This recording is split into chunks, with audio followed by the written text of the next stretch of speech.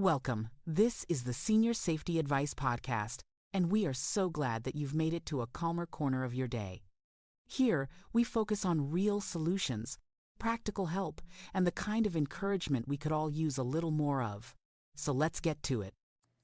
Hi everyone, it's Robin from Senior Safety Advice. I'm really glad you're joining me today because we're talking about something that seems simple but can make a huge difference in your safety at home, and that is lighting, or more specifically, how to light your home without creating new trip hazards. You know, most people think falls happen because of a loose rug or a slippery floor, and yes, those things matter. But poor lighting is right up there as a top reason that older adults fall at home.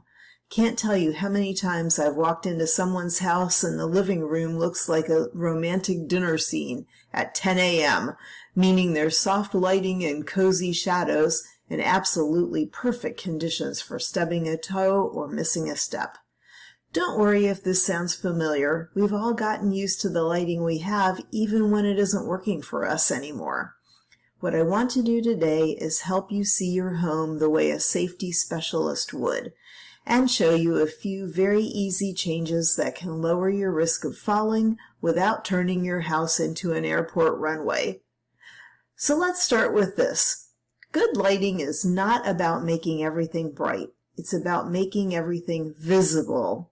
There's a big difference. And the goal is to help your eyes move from room to room without strain, without glare, and without tricky shadows. So let's walk through the main ideas together. First, we're going to talk about the biggest troublemakers, which are dark hallways and shadowy corners. These areas are classic fall zones. When your brain can't quite see what's ahead, your feet get a little unsure. So one of the easiest fixes is to add soft, even lighting along those pathways.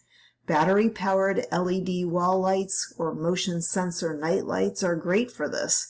They don't need cords, they don't take up space, and they give you just enough light to help you feel confident moving around.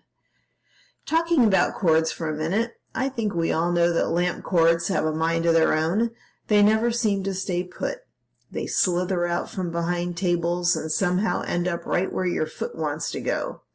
If you rely on floor lamps for lighting, but those lamps have cords stretching across your walking paths, that's a trip hazard. There's no way around it. So here is the simple shift. Either move the lamp so the cord stays against the wall, or switch to lamps that plug in right where they stand. If you absolutely need a cord to cross a walkway, use a cord cover that lies completely flat.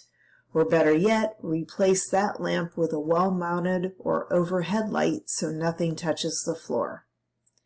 Next, I want to talk about something that people often overlook, and that is light placement.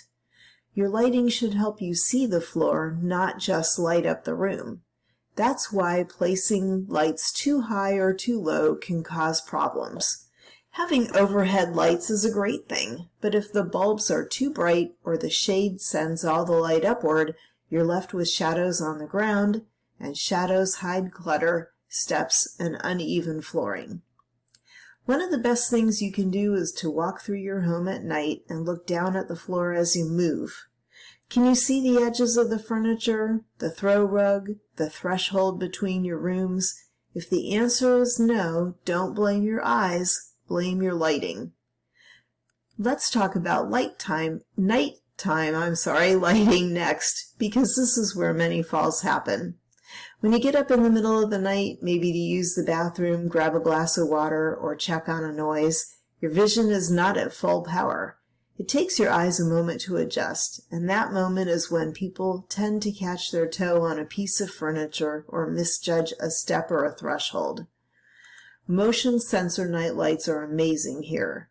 You can place them low along the wall, near the bathroom, or on the path from your bedroom to the kitchen. They light up automatically, and again, no cords. Speaking of the bathroom, bright lighting in this space can be a real game changer. A dim bathroom is especially risky because it's a place with slick surfaces and tight spaces. Add a soft overhead light and a small night light near the sink or toilet. And be careful with lighted mirrors. Some are great, but some are too bright and can cause glare that makes it harder to see your footing. Another thing people forget about is their entryway. The front door, back door, and garage entry all need even lighting with no shadows.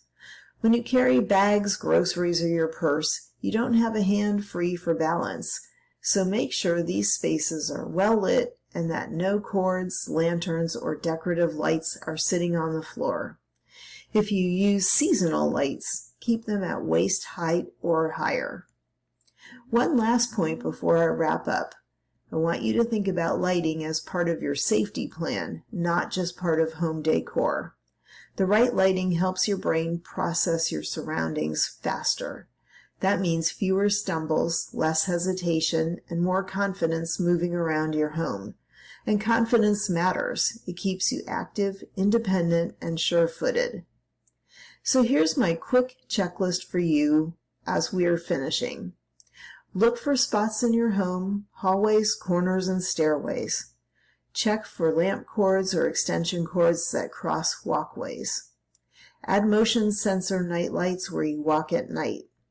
Make sure you can see the floor clearly in every room, and choose lights that brighten the space evenly without glare.